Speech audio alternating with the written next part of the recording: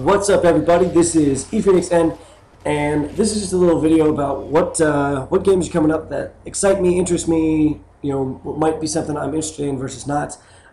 First off, let me say the first thing that comes out that I'm pretty excited about, that I know for a fact I am going to buy, is Dead Island. Dead Island is a zombie killing bonanza.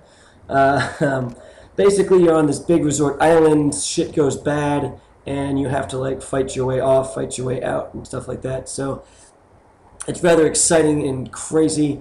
It's mostly melee combat, unlike Left 4 Dead, where you're shooting zombies. This is more, baseball bats and cleavers and things like that. But one of the really cool things is that it's 4-person co-op, and also that you spiked baseball bat looks kind of badass. You can like electrify a machete, or you can like attach a little explosive to a knife and chuck it at somebody, sticks them, and after like a couple seconds it blows up. Pretty crazy stuff, but pretty cool. So that's something you guys might want to check out. Again, Dead Island. It's coming out September 6th. I know me and a few of my friends are going to get it. A few of my friends are going to get it on PC. My PC sucks, so I'm going to get it on Xbox. But it does look really fun, and I'm sure I'm going to play the hell out of it. Next on the list isn't... it's Gears 3. Gears 3 is coming out September 20th, and it looks to be really good. It looks like the multiplayer has been revamped a lot, and it's a lot more fleshed out, a lot more to it. It's also kind of gone with a new dynamic with Team Deathmatch and some of the more traditional game types and game modes. It also has more game modes, which is pretty cool. I like that quite a bit. What I'm more excited about than just the standard multiplayer, although that does look good, and the campaign, which looks good again. I love the campaigns for the Gears series.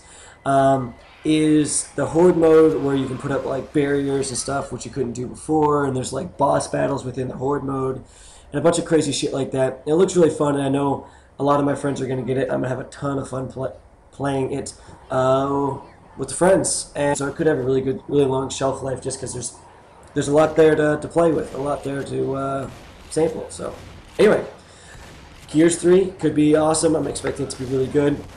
I'm going to ignore Modern Warfare 3 and Battlefield 3 just because, yeah, it's whatever. I'm going to get them. Everyone else is going to get them. But I don't have anything else new to say on that I haven't said or that hasn't been said. So I'm skipping those two. One of the things that looks good, I don't know if I'm going to get it or not, is more of a maybe, maybe not, is Skyrim or Skyrim. I don't know how it's pronounced. It's an Elder Scrolls game, kind of not really the sequel to Oblivion, but the next thing after Oblivion from Elder Scrolls. It looks really beautiful. It looks really intense and interesting.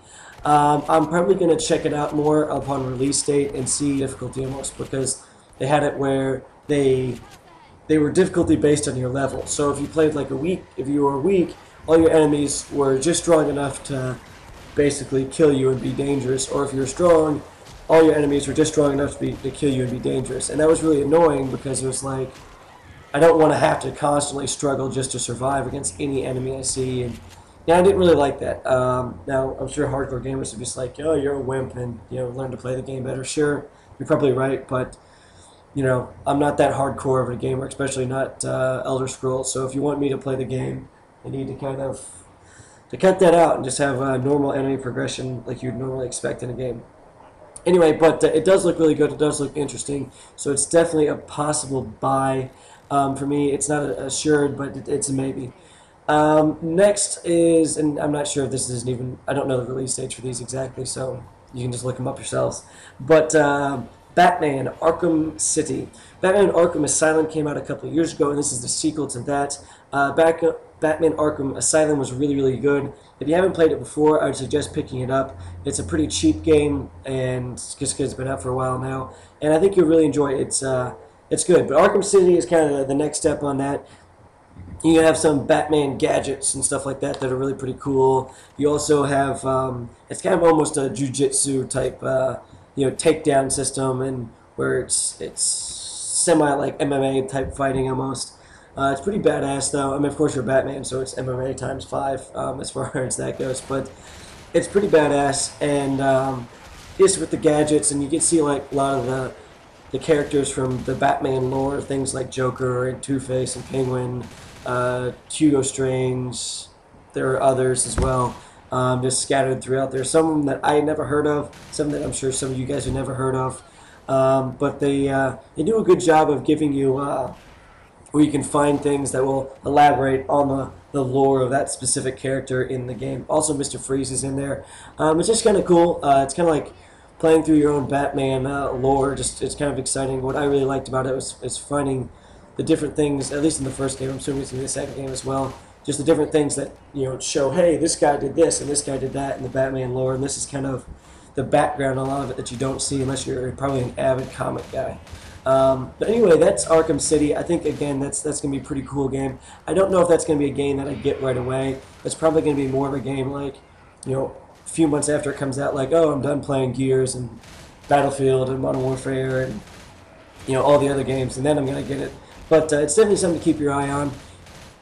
If you have the money to buy it right away, if you don't, maybe just hold off a little bit and buy it when it comes, when it goes down in price. So, the game that I would say, the series anyway, that I'm probably the only game that I'm kind of a fanboy on is the Mass Effect series. And Mass Effect 3 is not really coming out till 2012, and I think the early first quarter of 2012, February, March, somewhere around there. I don't know the exact release date. I'm not even sure it's been put out yet. It was delayed. It was supposed to come out like November, but anyway. Mass Effect 3 is coming out. Again, this is the only series I'd really consider myself kind of a fanboy of. I absolutely love this series. It's fantastic. I love the third-person shooter elements with RPG elements in there, and it's really cool that that choices from the first game affect the third game, the first game affect the second game, the second game affect the third game. So the series really feels like a fluid series instead of like, oh, this person died, say, in, I don't know, Fallout 3, but they're not in Fallout New Vegas and things like that. Like, it's not really a series. It's just, different games that have the same name, the same concept behind them. This is a true series, and it really flushes out that decision choice, I think, more than most any other game I can think of off the top of my head, at least any other game that I've played specifically.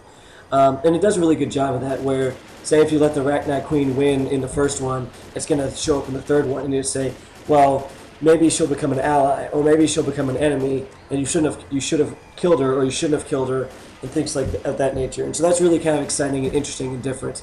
And actually, just me talking about it now makes me want to play Mass Effect 3 or Mass Effect 1, so that I can do certain choices that I want to help me off with Mass Effect 2, and then play Mass Effect 2 through, so that I can prepare for Mass Effect 3, and so I have the exact decisions I want coming into that. But that's a little me being nerd happy with that game. I just love that game. You can see I've talked probably the most time of any of them on this game specifically. But if you haven't played those games, play those games. There's some issues with them. Like the first one, there's some combat issues of the modern games by IGN. I mean, it's an amazing game. I'd put it up there with like BioShock and things like that. Anyway, guys, off the top of my head, that's the only games I could think of that are coming out that I'm really interested in. I'm not really interested that much in Assassin's Creed, just because I could not get through the Assassin's Creed Brotherhood. I liked it, but it just, the game has gotten kind of old. They put out too many games, and they seem way too similar, and I just can't really get into them anymore. So I'm not going to be getting that. At least not right away. That might be a thing in 6 months after it comes out. When it's $20, I'll get it. But yeah, off the top of my head, I can't really think of anything else that's coming out. Interested in that you might be. So anyway, guys, peace out, and thanks for watching.